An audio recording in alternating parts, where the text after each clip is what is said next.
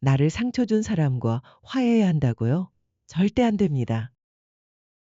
이 말을 듣고 충격받으셨나요? 우리는 평생 용서하라, 화해하라, 관대해져라라는 말을 들어왔습니다. 특히 나이가 들수록 이제 다 흘려보내야 한다. 원한을 품고 살면 안 된다는 조언을 듣죠. 교회에서는 7번씩 70번이라도 용서하라고 하고 불교에서는 자비로운 마음을 가져라고 합니다. 유교 문화권에서는 어른을 공경하고 화목해야 한다고 가르치죠.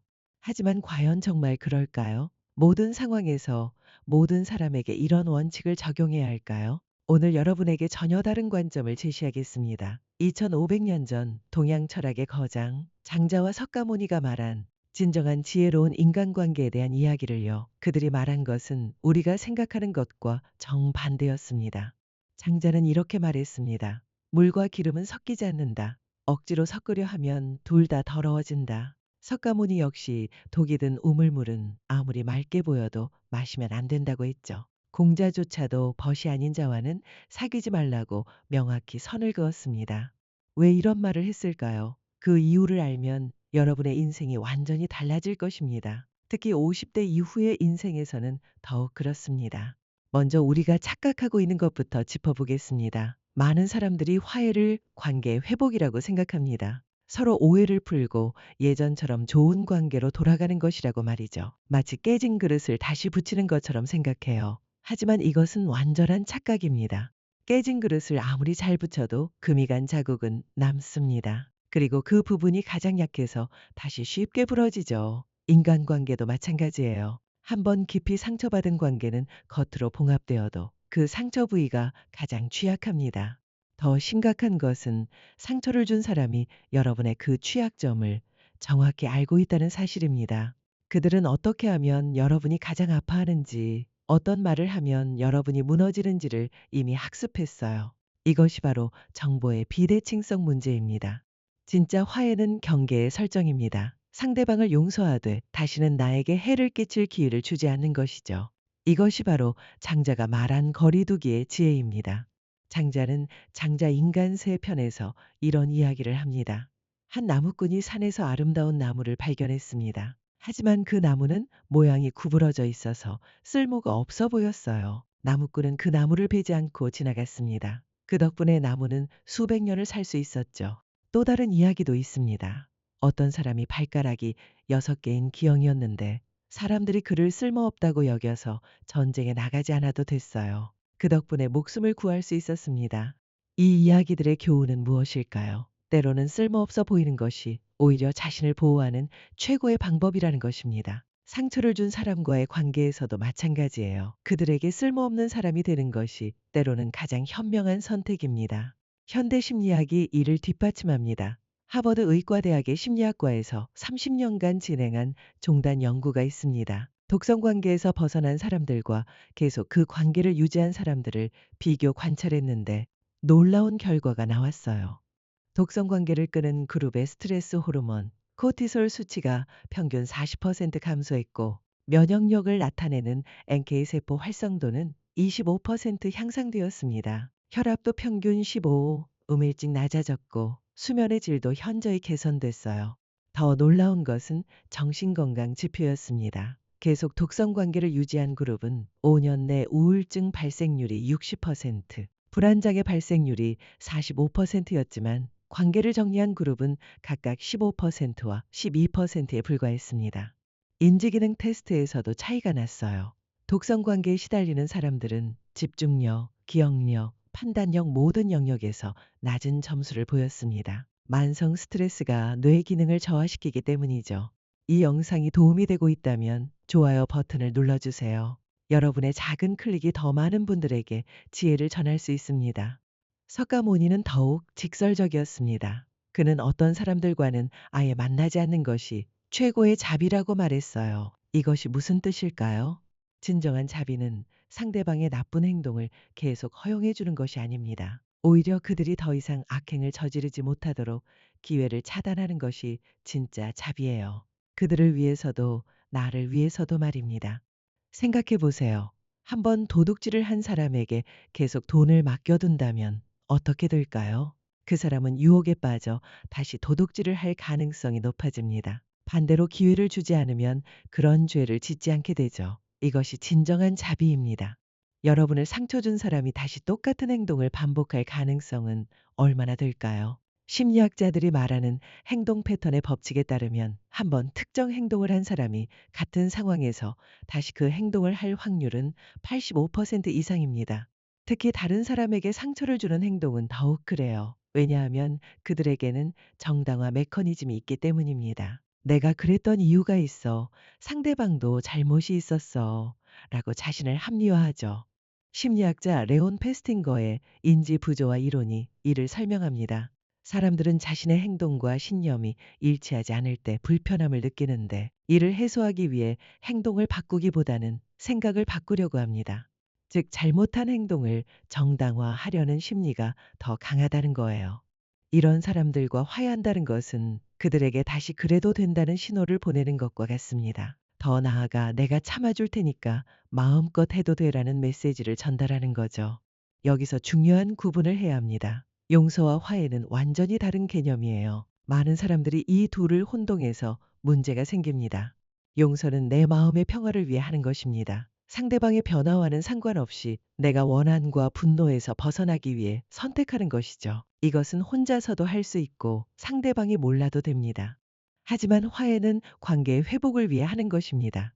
이것은 반드시 상대방의 진정한 변화와 진심 어린 사과가 전제되어야 해요. 그리고 재발 방지를 위한 구체적인 약속과 행동 변화가 있어야 합니다. 많은 종교에서 용서를 강조하지만 그것이 무조건적인 화해를 의미하는 것은 아닙니다. 예수도 뱀처럼 지혜롭고 비둘기처럼 순결하라고 했죠. 순결한 마음을 가지되 지혜롭게 처신하라는 뜻입니다. 달라이라마도 이런 말을 했어요. 자비는 지혜와 함께해야 한다. 지혜 없는 자비는 어리석음이고 자비 없는 지혜는 냉혹함이다. 장자는 이것을 물의 지혜라고 표현했습니다. 물은 모든 것을 품지만 독을 만나면 스스로를 보호하기 위해 흘러갑니다. 고여있지 않고 계속 움직이면서 자신을 정화하죠. 우리도 마찬가지입니다. 모든 것을 품되 독성이 있는 것들과는 거리를 두어야 해요. 도덕경에서도 상선약수라고 했습니다. 최고의 선은 물과 같다는 뜻이에요. 물은 낮은 곳으로 흐르면서 모든 것을 이롭게 하지만 결코 더러운 것과 섞이지는 않습니다. 특히 50대 이후의 인간관계에서는 이 원칙이 더욱 중요합니다. 왜일까요? 첫째, 나이가 들수록 회복력이 떨어지기 때문이에요. 젊을 때는 상처받아도 금방 회복됐지만 나이가 들수록 그 상처가 더 깊게, 더 오래 남습니다. 둘째, 남은 시간이 한정되어 있기 때문입니다. 젊을 때는 시간이 무한정 있는 것처럼 느껴지지만 나이가 들수록 시간의 소중함을 깨닫게 되죠. 그 귀중한 시간을 독성 관계에 낭비할 이유가 없습니다. 셋째, 삶의 우선순위가 바뀌기 때문입니다. 젊을 때는 인맥이나 사회적 관계가 중요했지만 나이가 들수록 진정한 관계의 가치를 깨닫게 됩니다. 양보다는 질이 중요해지는 거죠. 노년기 심리학의 아버지라 불리는 에릭 에릭슨은 인생의 마지막 단계를 통합 vs 절망의 시기라고 했습니다.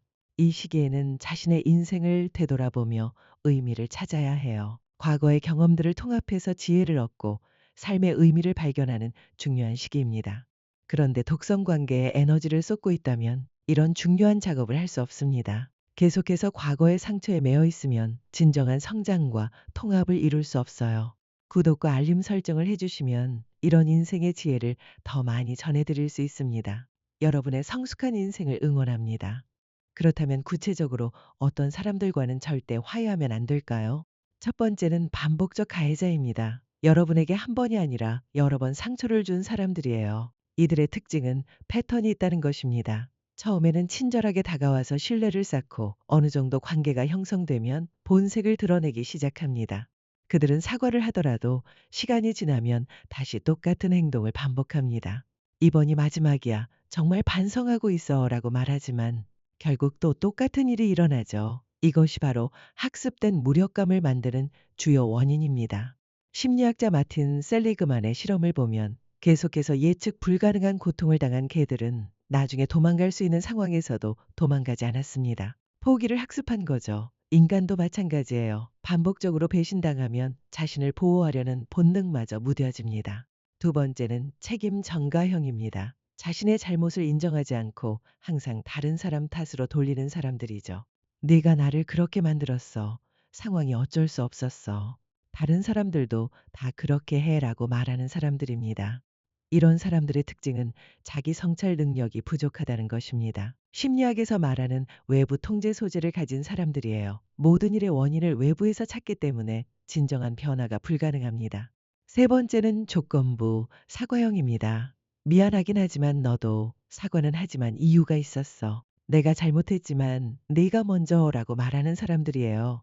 진정한 사과는 조건이 없습니다. 변명도 없고 상대방의 잘못을 언급하지도 않아요. 내가 잘못했습니다. 죄송합니다. 다시는 그러지 않겠습니다가 전부예요. 그 뒤에 하지만 그런데가 붙는 순간 가짜 사과가 됩니다.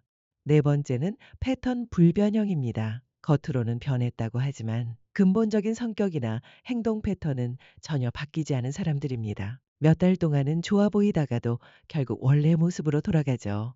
심리학자들에 따르면 성인의 성격은 25세 이후에는 거의 변하지 않는다고 합니다. 특히 타인에게 해를 끼치는 성향은 더욱 그래요. 일시적으로 억제할 수는 있지만 스트레스를 받거나 기회가 생기면 다시 나타납니다. 다섯 번째는 이익 추구형입니다. 평소에는 연락도 안 하다가 뭔가 필요할 때만 나타나는 사람들이에요. 돈을 빌리려 할 때, 도움이 필요할 때, 인맥을 활용하려 할 때만 연락하죠.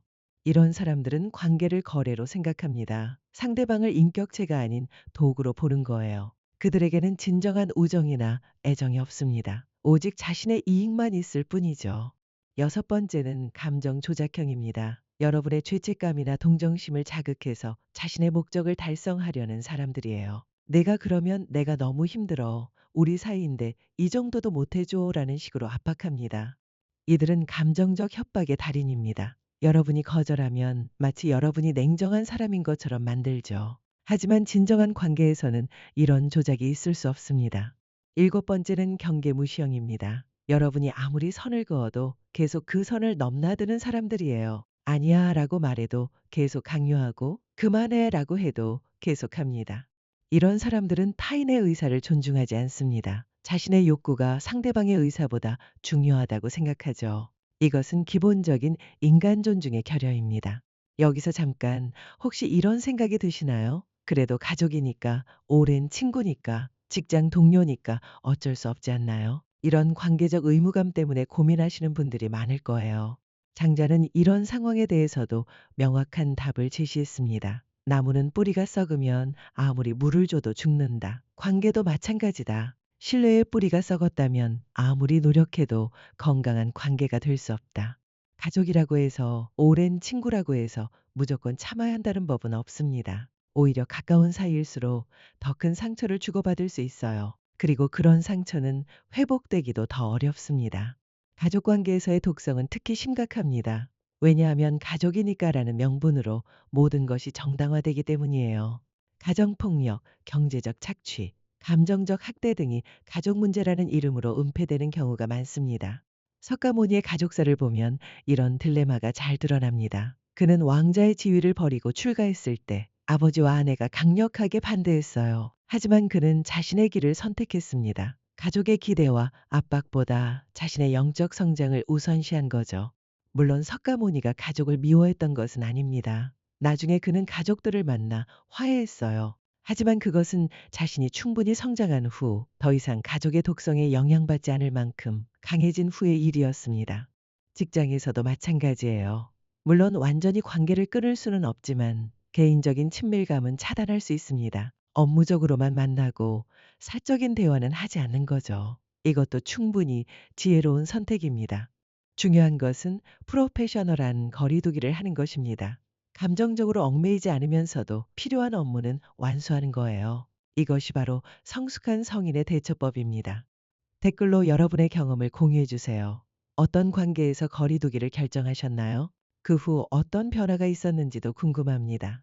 석가모니는 이것을 중도의 지혜라고 불렀습니다. 극단적으로 원수가 되는 것도 아니고 무작정 친하게 지내는 것도 아닌 적당한 거리를 유지하는 것이죠.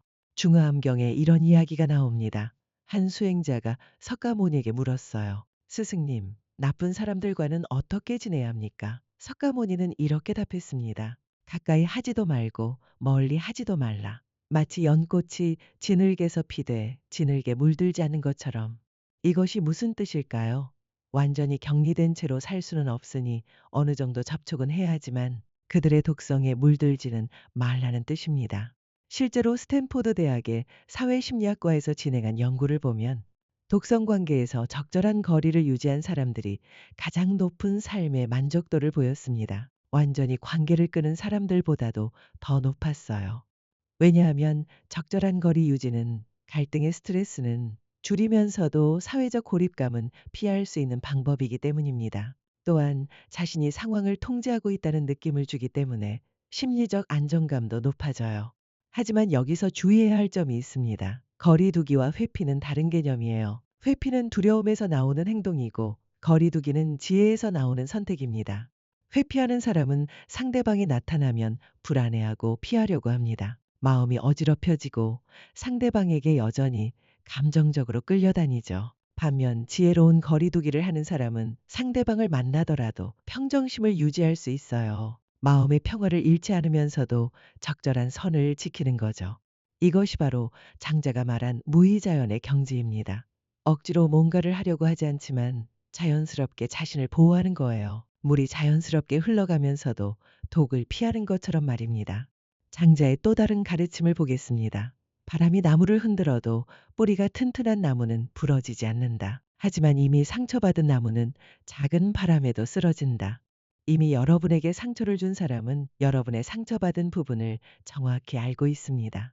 어떤 말을 하면 여러분이 화를 내는지, 어떤 행동을 하면 여러분이 무너지는지를 이미 학습했어요. 그들과 다시 가까워진다는 것은 그 상처 부위를 다시 노출시키는 것과 같아요. 심리학에서 말하는 취약점 공격이 바로 이것입니다. 가까운 사람일수록 우리의 약점을 더 잘 알고 있고 그래서 더 정교하게 상처를 줄 수 있어요. 화해한다고 해서 그들이 여러분의 약점을 잊어버리는 것은 아닙니다. 오히려 이 정도까지는 괜찮구나라는 경계선을 학습하게 됩니다. 특히 조작적 성향이 있는 사람들은 이런 정보를 무기로 사용합니다. 겉으로는 화해하는 척 하면서도 기회가 되면 예전 상처를 건드려서 여러분을 통제하려고 하죠. 그때 내가 그랬잖아. 너도 완벽하지 않은데 라는 식으로 과거를 들먹이면서 현재의 잘못을 정당화합니다. 게다가 그들은 여러분의 화해 의지까지 이용합니다. 그래도 우리가 화해했는데 한 번 용서해 준 거 아니야? 라고 말하면서 추가적인 부당한 대우를 정당화하려고 해요. 그렇다면 이런 상황에서 어떻게 해야 할까요? 석가모니가 제시한 사무량심의 원리를 적용하면 됩니다. 사무량심은 자비, 연민, 기쁨, 평정의 네 가지 마음가짐을 말해요. 첫째, 자비심으로 그들을 이해하되 가까이 하지는 않습니다. 저 사람도 나름의 상처가 있겠구나. 어린 시절 트라우마가 있을 수도 있겠네. 라고 생각하면서도 거리는 유지하는 거죠. 이해와 접근은 별개의 문제예요. 둘째, 연민으로 그들의 아픔을 공감하되 책임지지는 않습니다. 그들의 문제를 해결해 주려고 나서지 않는 거예요. 안 됐구나라고 생각할 수는 있지만 내가 도와줘야겠다까지 나아가면 안 됩니다. 셋째, 기쁨으로 그들의 좋은 일은 축하해 주되 개입하지는 않습니다. 멀리서 응원할 수는 있지만 직접 관여하지 않는 것이죠. 잘 됐네요. 정도의 인사는 할 수 있지만 적극적으로 도움을 주거나 조언을 할 필요는 없습니다. 넷째, 평정심으로 감정적 동요 없이 객관적 관계를 유지합니다. 화내지도 않고 과도하게 친근하지도 않은 중립적 태도를 유지하는 거예요. 마치 날씨나 뉴스를 대하는 것처럼 담담하게 반응합니다. 이런 태도를 유지하면 여러분은 도덕적 우위를 잃지 않으면서도 자신을 보호할 수 있습니다. 주변 사람들도 여러분을 더 존중하게 될 거예요. 감정적으로 휘둘리지 않는 성숙한 모습을 보여주기 때문입니다. 노년기에는 특히 이런 지혜가 중요합니다. 젊을 때는 실수해도 다시 시작할 기회가 많지만 나이가 들수록 그런 기회는 줄어들어요. 따라서 더욱 신중하게 인간관계를 선택해야 합니다. 65세 이상 노인들을 대상으로 한 하버드 대학의 성인 발달 연구에 따르면 인간관계의 질이 신체 건강에 미치는 영향이 운동이나 식단보다도 크다고 합니다. 좋은 관계는 수명을 연장시키고 인지 기능을 보호하지만 나쁜 관계는 수명을 단축시키고 치매 위험을 높여요. 특히 만성 스트레스는 노년기에 치명적입니다. 면역력을 떨어뜨려서 각종 질병에 취약하게 만들고 뇌의 해마를 손상시켜서 기억력을 저하시킵니다. 또한 염증 반응을 증가시켜서 심혈관 질환, 당뇨병, 암 등의 위험을 높이죠. 그런데 여기서 좋은 관계의 기준이 중요합니다. 많은 사람들이 오래된 관계를 좋은 관계라고 착각해요. 하지만 오래되었다고 해서 반드시 좋은 것은 아닙니다. 오히려 오래된 독성 관계가 더 해로울 수 있어요. 장자는 오래된 것이 반드시 좋은 것은 아니다. 썩은 나무는 오래될수록 더 독성이 강해진다고 말했습니다. 인간 관계도 마찬가지예요. 건강하지 못한 관계는 시간이 지날수록 더욱 독성이 강해집니다. 시간이 지나면서 서로의 약점을 더 많이 알게 되고 상처 주는 방법도 더 정교해집니다. 또한 오래된 사이라는 명분으로 더 많은 것들이 정당화되죠. 우리가 몇 년을 알고 지낸 사이인데 이 정도는 이해해줘야지라는 식으로 말입니다. 그렇다면 어떻게 구분할 수 있을까요? 간단한 기준이 있습니다. 그 사람과 만나고 난 후 여러분의 기분이 어떤지 체크해 보세요. 만나고 난 후 기분이 좋아지고 에너지가 충전되는 느낌이라면 좋은 관계예요. 반대로 만나고 난 후 피곤하고 스트레스를 받는다면 독성 관계일 가능성이 높습니다. 특히 몸의 반응을 주의 깊게 관찰해 보세요. 그 사람 이야기만 나와도 어깨가 긴장되거나 속이 불편하거나 머리가 아프다면 여러분의 몸이 이미 경고 신호를 보내고 있는 거예요. 우리 몸은 마음보다 정직합니다. 마음으로는 괜찮다, 이해해야 한다라고 생각해도 몸은 스트레스 반응을 보이죠. 이런 신호를 무시하지 마세요. 또 다른 신호는 그 사람을 만나기 전의 느낌입니다. 만날 약속이 잡혔을 때 기대감이 드는지 아니면 우울감이나 불안감이 드는지 확인해 보세요. 후자라면 이미 여러분의 무의식이 답을 알고 있는 거예요. 석가모니는 몸과 마음은 하나다. 몸의 신호는 곧 마음의 지혜라고 했습니다. 여러분의 몸이 거부 반응을 보이는 관계라면 그것은 지혜로운 선택을 하라는 신호입니다. 현대 신경과학도 이를 뒷받침합니다. 우리 뇌의 편도체는 위험을 감지하면 즉시 스트레스 호르몬을 분비합니다. 의식적으로 인지하기도 전에 몸이 먼저 반응하는 거예요. 이것을 소마틱 마커라고 부릅니다. 그런데 많은 분들이 이런 고민을 하실 거예요. 그래도 완전히 관계를 끊기는 어렵지 않나요? 사회생활도 해야 하고 가족 모임도 있고 맞습니다. 현실적으로 완전 차단이 어려운 경우가 많죠. 이럴 때는 경계선 설정이 중요합니다. 물리적으로는 만날 수 있지만 감정적으로는 거리를 두는 거예요. 구체적인 방법을 알려드리겠습니다. 첫째, 대화 주제를 제한하세요. 개인적인 이야기는 하지 않고 일반적이고 안전한 주제로만 대화합니다. 날씨, 뉴스, 일반적인 관심사 정도만 이야기하고 여러분의 개인적인 계획이나 고민, 감정 등은 공유하지 마세요. 둘째, 만나는 시간을 제한하세요. 길게 시간을 보내지 말고 짧고 명확한 목적이 있는 만남만 가지세요. 1시간 이내로 제한하고 가능하면 다른 사람들이 있는 자리를 선택하세요. 셋째, 감정 투자를 하지 마세요. 그들의 문제에 대해 조언하거나 해결해 주려고 하지 마세요. 그렇구나, 힘들겠네, 그런 일이 있었구나 정도의 형식적 반응만 하시면 됩니다. 깊이 공감하거나 적극적으로 도움을 주려고 하지 마세요. 넷째, 개인정보를 공유하지 마세요. 여러분의 근황이나 계획, 고민, 성취 등을 이야기하지 마세요. 그런 정보들이 나중에 여러분을 공격하거나 조작하는 무기로 사용될 수 있어요. 잘 지내고 있어요 정도의 모호한 답변만 하세요. 다섯째, 혼자 만나지 마세요. 가능하면 다른 사람들이 있는 자리에서만 만나세요. 1대1 상황은 피하는 것이 좋습니다. 다른 사람들이 있으면 그들도 함부로 행동하기 어렵고 여러분도 더 안전하게 거리를 유지할 수 있어요. 여섯째, 물리적 접촉을 피하세요. 악수나 포옹 등의 스킨십을 피하고 적당한 물리적 거리를 유지하세요. 몸의 경계선을 분명히 하는 것이 중요합니다. 일곱째, 연락 빈도를 줄이세요. 자주 연락하지 말고 필요한 경우에만 최소한의 연락을 하세요. 일상적인 안부 인사나 근황 공유는 하지 마세요. 여덟째, 부탁을 거절하는 연습을 하세요. 죄송하지만 어려울 것 같아요. 지금은 그럴 상황이 아니에요. 라고 명확하게 거절할 수 있어야 합니다. 모호한 답변은 오히려 더 큰 문제를 만들 수 있어요.